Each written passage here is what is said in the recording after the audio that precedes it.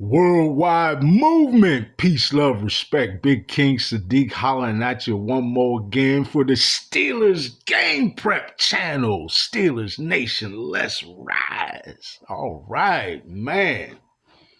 Welcome, folks, once again to the Steelers Game Prep channel, where I try to, for each game of the Pittsburgh Steelers season, provide you with some team tendencies for both teams involved in the matchup. And with that, sort of paint a little bit of a picture of just exactly what we might expect when the teams take the field. All right, man, listen, I thank you all. It has been an exciting and kind of precarious season. It's been a really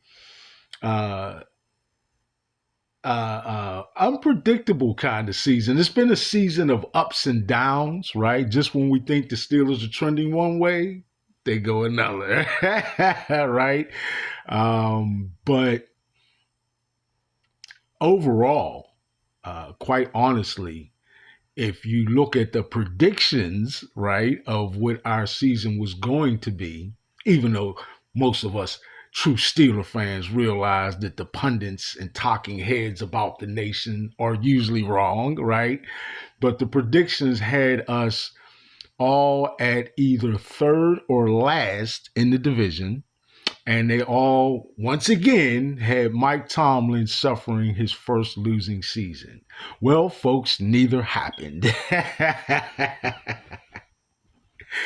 As the Pittsburgh Steelers entering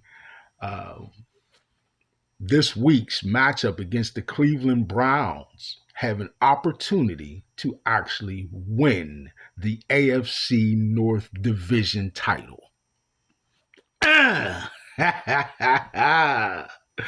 Steelers Nation, that's what I'm talking about. And quite frankly, many of those same talking heads and national pundits don't really know what to do with themselves about that. They don't know exactly what to say. They offer their own version of bandwagonism as much as they can while still saving face. But you really can't, because all of them that get on air with a little bit of flattery nowadays would have to admit that they all had the Pittsburgh Steelers in failure as a prediction for the season. And though we haven't been as lofty as we would have wanted, right?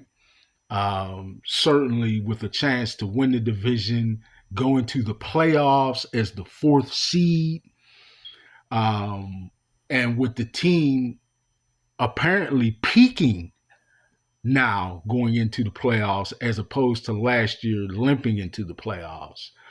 Things look mighty promising in Steelers Nation, huh?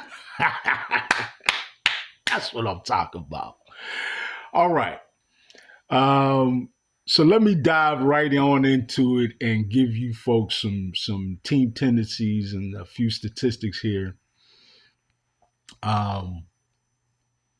for the Pittsburgh Steelers and the Cleveland Browns as they face off for their second game, their second matchup this year, and an opportunity for the Pittsburgh Steelers once again to wrap up the division title. So, I mean, man, what can I say about that? We should all be ecstatic. And by the way, last night's game between the Baltimore Ravens and the Green Bay Packers resulted in a Baltimore Ravens victory, bringing them to 8-8. So a little bit of the pressure's on for the Pittsburgh Steelers to go ahead and get out there and win this game. And if they do so, that's it. They win the division and they can go into the final week of the season with the luxury of being able to rest whomever they choose, right? All right. Magnificent, man. Let's dive right in. Okay, so as usual, I start off with the offense, and this year for this season, I took more note of what each offense is doing to sort of keep the opposing defense guessing or on their heels, as is often said. And that plays out for me in things like the play action rate. I mean, when you go on play action, you're literally trying to trick the defense into thinking that you're running the ball and then passing over a vulnerable secondary, or things like players in, like our first statistic, putting players in motion.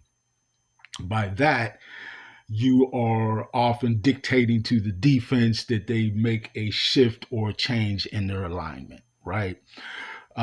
So the Pittsburgh Steelers in 2025 coming into this game send players in motion 53.4% of the time, right? That's close to middle of the pack, but probably, we'll say middle of the pack-ish. If anything,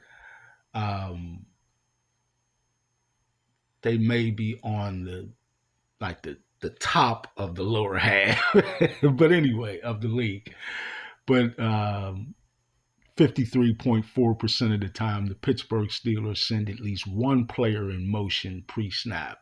The Cleveland Browns send at least one player in motion pre-snap 50.2% of the time. All right. So they're even lower on that. Play action. How often do we actually run a play action play and fake the run to pass? The Pittsburgh Steelers do that 13.3% of the time, which honestly, folks, I am a little bit surprised because I looked for them to add that as one of their strengths this year. But I do also understand that the running game, though as of late has been a lot more prolific throughout the year, has at times sputtered and been a little unpredictable. So, that has a direct correlation as to how frequently or how effective your play action game is. All right. The Cleveland Browns actually were quite similar in that area. The Pittsburgh Steelers went 13.3% of the time, whereas the Cleveland Browns run play action 13.8% of the time. So just a few ticks higher, 0.5% higher to be exact, in play action usage. Yeah, usage. The shotgun. Pittsburgh Steelers, you would expect to have a fairly high frequency of shotgun usage, as Aaron Rodgers has historically favored that. They come in at 65.6% of the time, which is on the upper half of the league. The Cleveland Browns, though, surprisingly enough, run shotgun even more at 68% of the time. That's a little surprising, but I understand that also has to do with, for at least half of their season, was it? Or close to half of the season, they've been running with a rookie quarterback. Two of them they've ran. So with Gabriel and Shedeur Sanders. So often when you have a rookie quarterback in there, you see a lot of shotgun usage so he can have an opportunity to see the defense. We'll leave that there. No huddle. No huddle definitely is another one of those statistics that shows an offense's effort to keep a defense off balance. And often with the no huddle, we know that you can lock the opposing defense's um,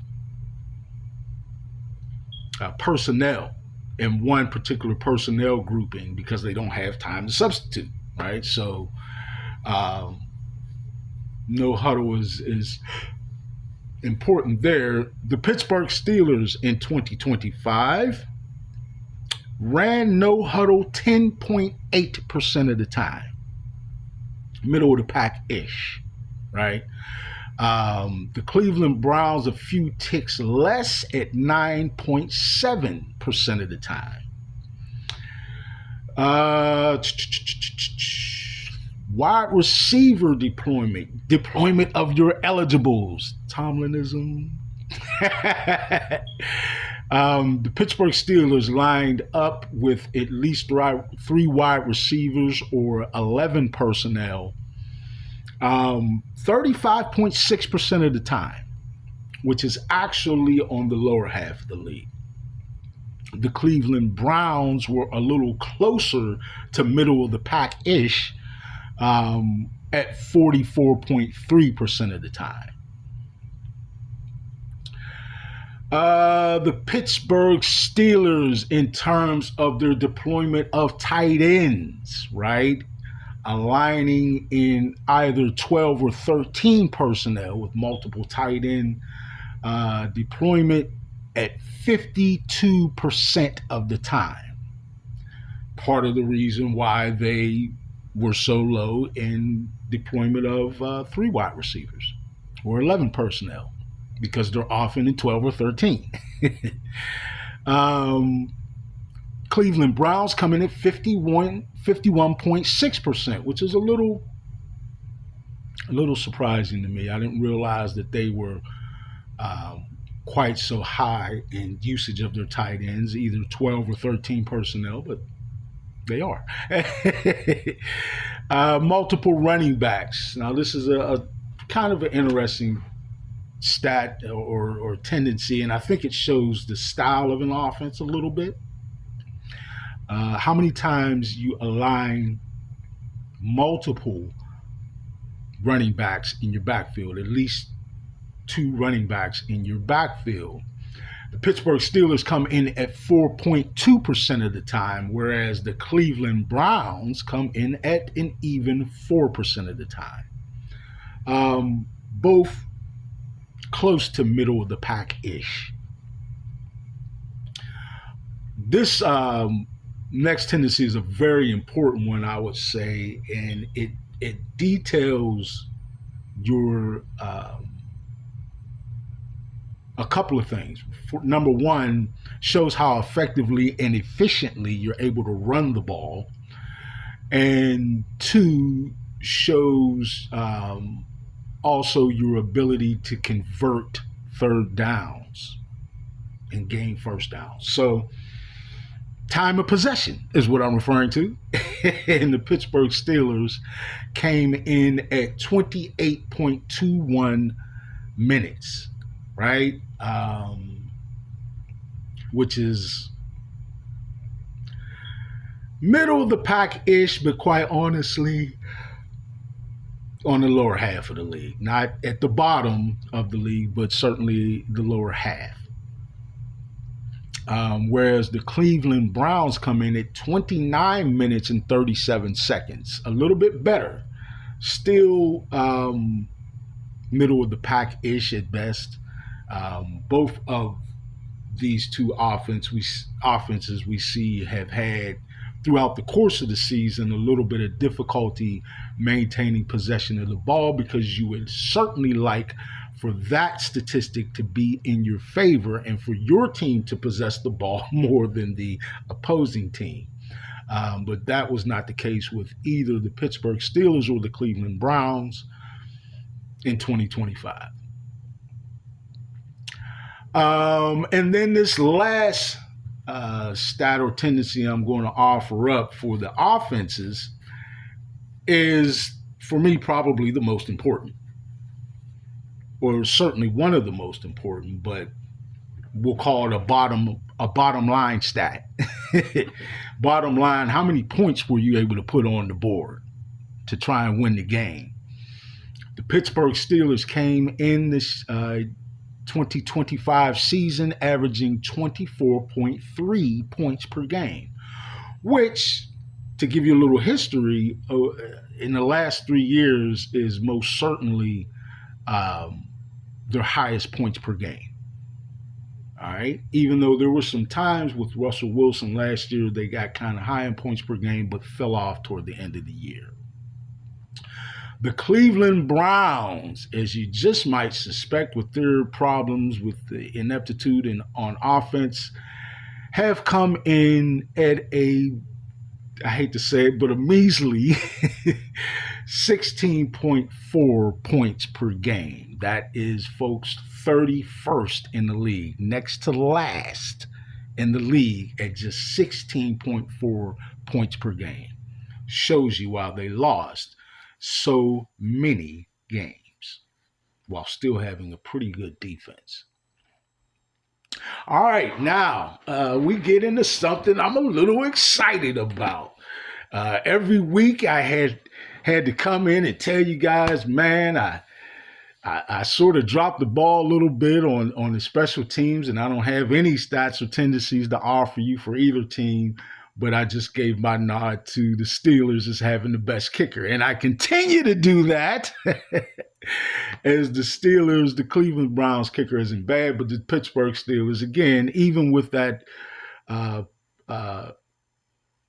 crossbar hit last year, or the upright bar hit in the last game and a kick missed,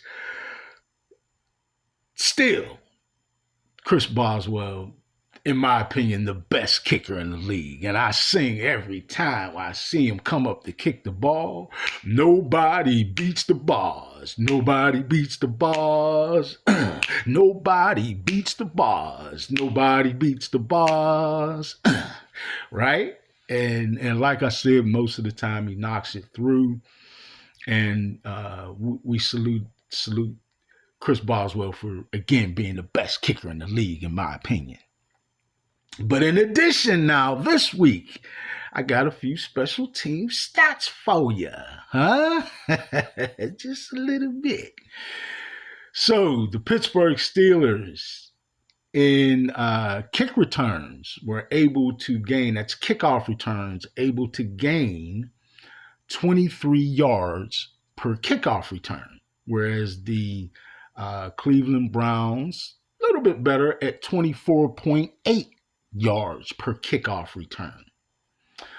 The Pittsburgh Steelers, in their punt return game, were able to gain 10.3 yards per punt return, whereas the Cleveland Browns were able to gain a little bit less at only 7.5 yards per punt return. The Pittsburgh Steelers in 2025 allowed in their kickoff coverage 28.9 yards per return. That's not particularly good, right? Whereas the Cleveland Browns weren't really that much better, but a little bit better at a flat 28 yards per return. The Pittsburgh Steelers in the punting game, their coverage allowed 8.6 yards per punt return on average in 2025, and the Cleveland Browns came in allowing a little bit better, only 7.5 yards per punt return in 2025. So in many areas, you might say the Cleveland Browns special teams has been a little bit better. At least we'll say they performed a little bit better, right? But still, we got the best kicker in the game.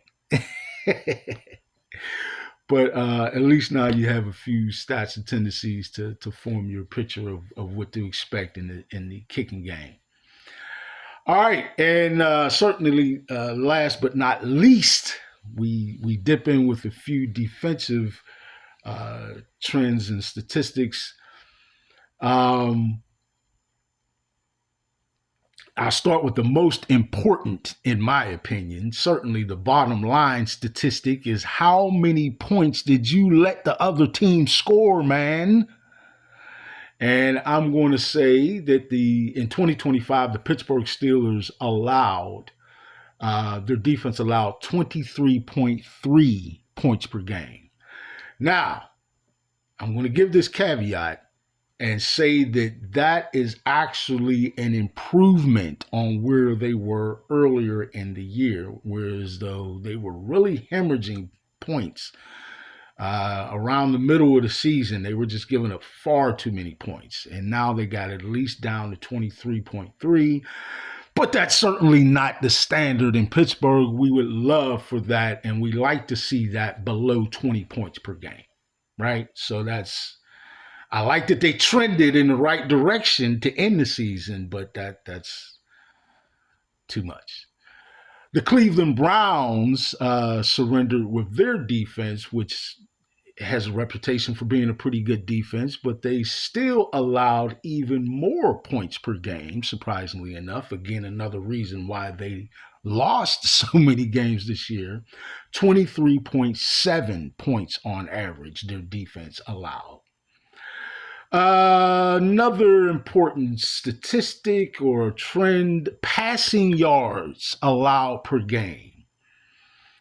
The Pittsburgh Steelers allowed opposing offenses to gain 249.3, let me be exact, 249.3 yards per game in 2025.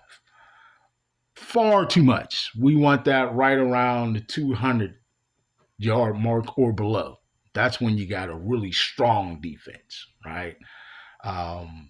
Again, they trended upward the last few games, but really still, and I said this and complained a little bit, quite frankly, about this all year, that in garbage time, they tend to allow too many. I don't like that.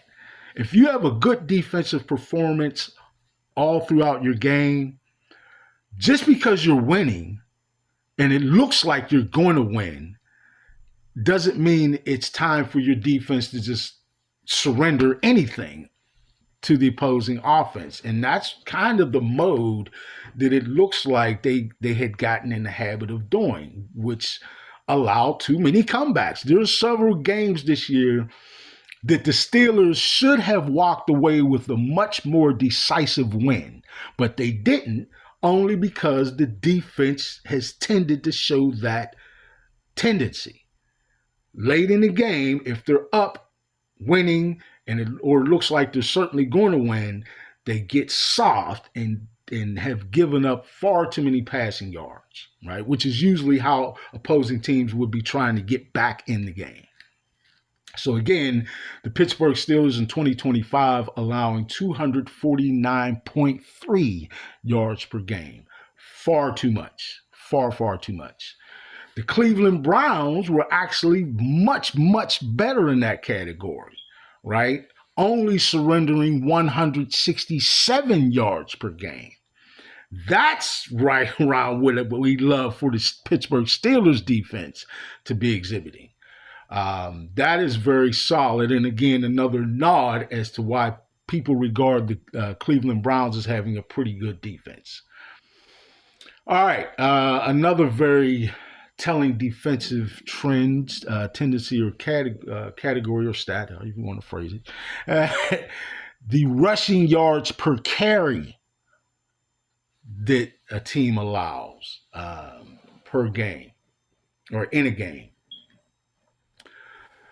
And in 2025, the Pittsburgh Steelers defense allowed 4.3 yards on average per carry. That's too high. That is far too high, and i.e. why most of the year we've regarded our run defense as fairly poor, right? Fairly poor. But again, they've trended up in that, certainly since the return of Derek Harmon, the #1 draft pick. He is a difference maker, man. Huh? So great to have him back. Great to have him back. The Cleveland Browns allowed a little bit better, only 4 yards per carry. Like I said, a little bit better. I'm sure their coaches would tell you they'd like to see it even better than that, below 4 yards a carry. But a little bit better than the Steelers nonetheless. And then we come to sacks. Now, the Pittsburgh Steelers did pretty good this year in the sack category, a little bit better than last year, I want to say, already, having 43 sacks. Now, they're not prolific or well, they are on the upper half of the league with that in that category. They've got a little bit of heat on the opposing quarterback at 43 sacks. With a chance, depending on how they perform this today and next week,